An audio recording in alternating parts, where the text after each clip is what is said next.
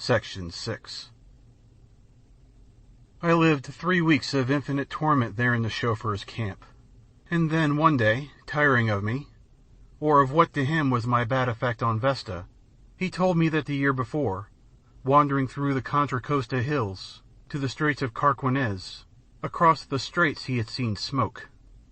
This meant that there were still other human beings, and that for 3 weeks he had kept this inestimably precious information from me. I departed at once, with my dogs and horses, and journeyed across to the Contra Costa Hills to the Straits. I saw no smoke on the other side, but at Port Costa discovered a small steel barge in which I was able to embark my animals. Old canvas which I found served me for a sail, and a southerly breeze fanned me across the straits and up into the ruins of Vallejo. Here, on the outskirts of the city, I found evidences of a recently occupied camp.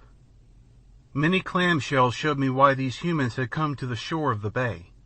This was the Santa Rosa tribe, and I followed its tracks along the old railroad right-of-way across the salt marshes to Soma Valley. Here, at the old brickyard at Glen Ellen, I came upon the camp. There were 18 souls all told. 2 were old men, one of whom was Jones, a banker. The other was Harrison, a retired pawnbroker, who had taken for wife the matron of the State Hospital for the Insane at Napa. Of all the persons of the city of Napa, of all the other towns and villages in that rich and populous valley, she had been the only survivor.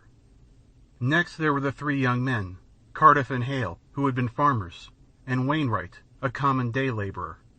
All 3 had found wives. To Hale, a crude, illiterate farmer, had fallen Isidore, the greatest prize next to Vesta, of the women who came through the plague. She was one of the world's most noted singers, and the plague had caught her at San Francisco.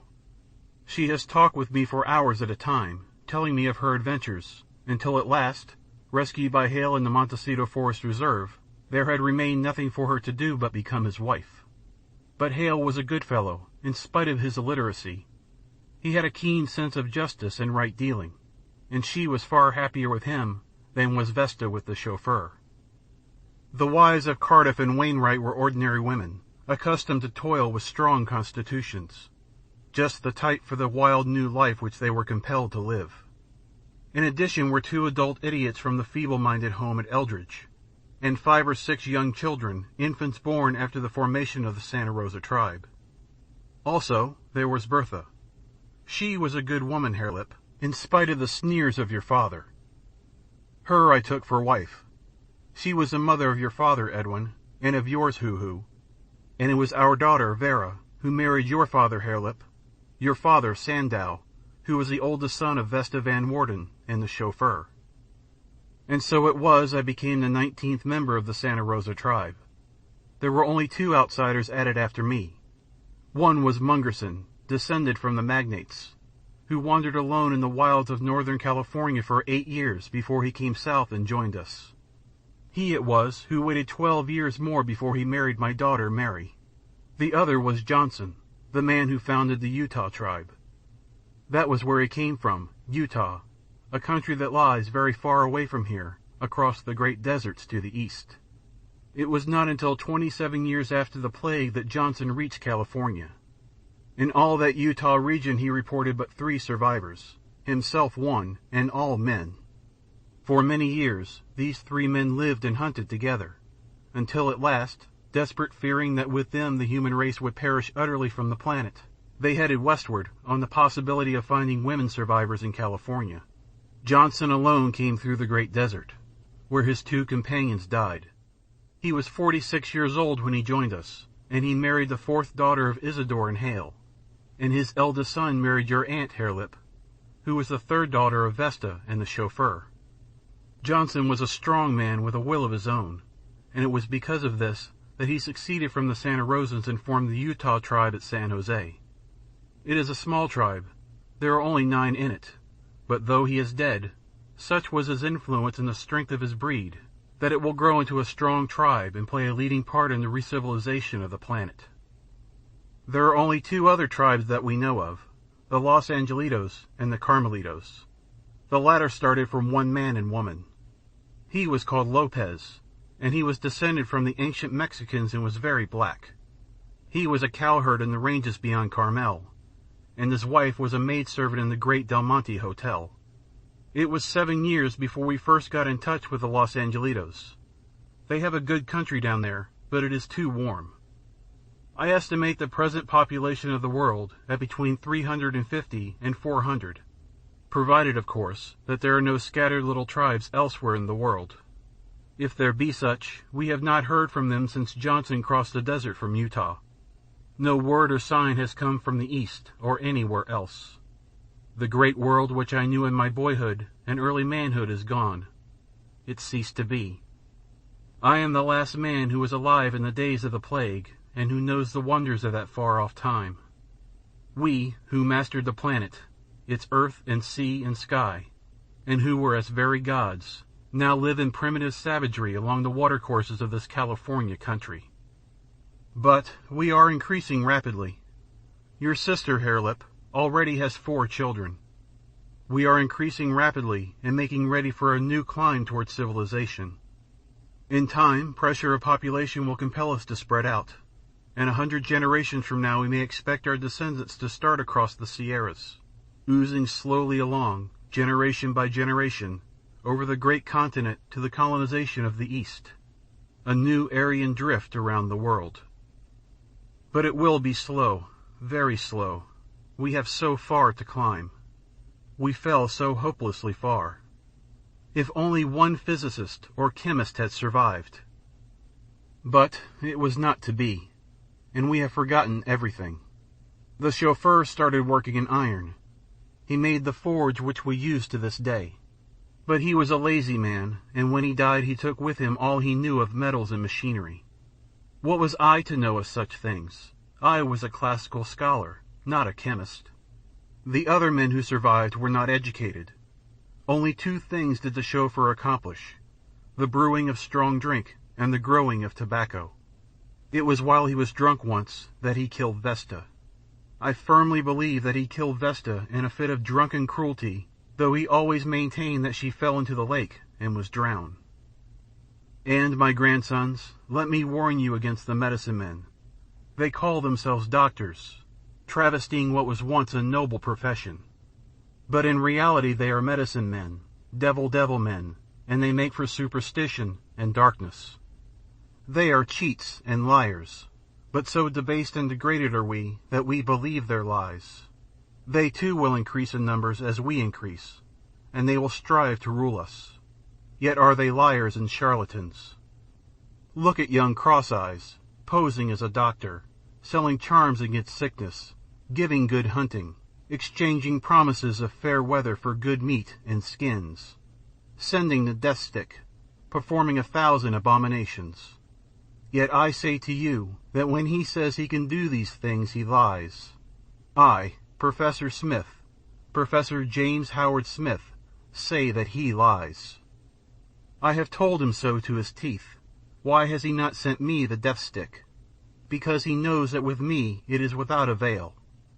But you, Harelip, so deeply are you sunk in black superstition, that did you awake this night and find the death stick beside you, you would surely die. And you would die not because of the virtues in the stick, but because you are a savage with the dark and clouded mind of a savage. The doctors must be destroyed, and all that was lost must be discovered over again. Wherefore earnestly I repeat unto you certain things which you must remember to tell your children after you. You must tell them that when water is made hot by fire, there resides in it a wonderful thing called steam, which is stronger than 10,000 men, and which can do all of man's work for him. There are other very useful things. In the lightning flash resides a similarly strong servant of man, which was of old his slave, and which some day will be his slave again. Quite another thing is the alphabet. It is what enables me to know the meaning of fine markings, whereas you boys only know rude picture writing. In that dry cave on Telegraph Hill, where you see me often go when the tribe is down by the sea, I have stored many books. In them is great wisdom. Also with them I have placed a key to the alphabet, so that one who knows picture writing may also know print. Some day men will read again, and then, if no accident has befallen my cave, they will know that Professor James Howard Smith once lived, and save for them the knowledge of the ancients. There is another little device that men inevitably will rediscover. It is called gunpowder. It was what enabled us to kill surely and at long distances. Certain things which are found in the ground, when combined in the right proportions, will make this gunpowder. What these things are I have forgotten, or else I never knew. But I wish I did know. Then would I make powder, and then would I certainly kill Cross-Eyes, and rid the land of superstition. After I am a man grown, I'm going to give Cross-Eyes all the goats and meats and skins I can get, so that he'll teach me to be a doctor, Hoo-Hoo asserted. And when I know, I'll make everybody else sit up and take notice. They'll get down in the dirt to me, you bet. The old man nodded his head solemnly and murmured, "Strange it is to hear the vestiges and remnants of the complicated Aryan speech falling from the lips of a filthy little skin-clad savage. All the world is topsy-turvy, and it has been topsy-turvy ever since the plague." "You won't make me sit up," Harelip boasted to the would-be medicine man. "If I paid you for the sending of the death stick and it didn't work, I'd bust in your head. Understand, you Hoo-Hoo, you?" "I'm going to get Grancer to remember this here gunpowder stuff," Edwin said softly, "and then I'll have you all on the run. You, Harelip, will do my fighting for me and get my meat for me. And you, Hoo-Hoo, will send the death stick for me and make everybody afraid. And if I catch Harelip trying to bust in your head, Hoo-Hoo, I'll fix him with that same gunpowder. Grancer ain't such a fool as you think, and I'm going to listen to him, and someday I'll be boss over the whole bunch of you." The old man shook his head sadly and said, "The gunpowder will come. Nothing can stop it. The same old story over and over. Man will increase, and men will fight. The gunpowder will enable men to kill millions of men, and in this way only, by fire and blood, will a new civilization, in some remote day, be evolved. And of what profit will it be? Just as the old civilization passed, so will the new. It may take 50,000 years to build, but it will pass. All things pass. Only remain cosmic force and matter, ever in flux, ever acting and reacting and realizing the eternal types. The priest, the soldier, and the king. Out of the mouths of babes comes the wisdom of all the ages.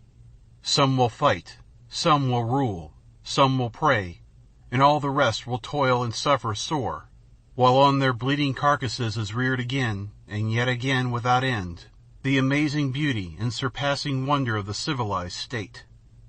It were just as well that I destroyed those cave-stored books. Whether they remain or perish, all their old truths will be discovered. Their old lies lived and handed down. What is the profit?" Harelip leaped to his feet, giving a quick glance at the pasturing goats and the afternoon sun. "Gee," he muttered to Edwin, "the old geezer gets more long-winded every day. Let's pull for camp." While the other two, aided by the dogs, assembled the goats and started them for the trail through the forest, Edwin stayed by the old man and guided him in the same direction. When they reached the old right-of-way, Edwin stopped suddenly and looked back.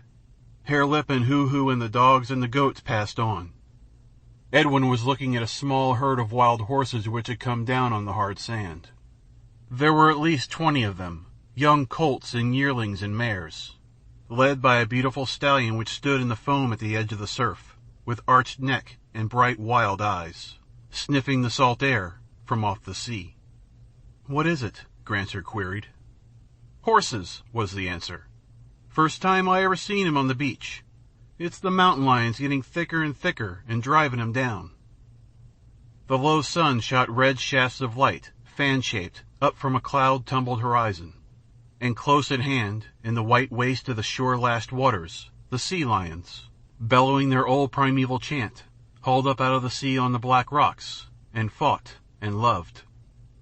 "Come on, Grancer," Edwin prompted, and the old man and the boy, skin-clad and barbaric, turned and went along the right-of-way into the forest in the wake of the goats. The End. End of Section 6. End of The Scarlet Plague by Jack London.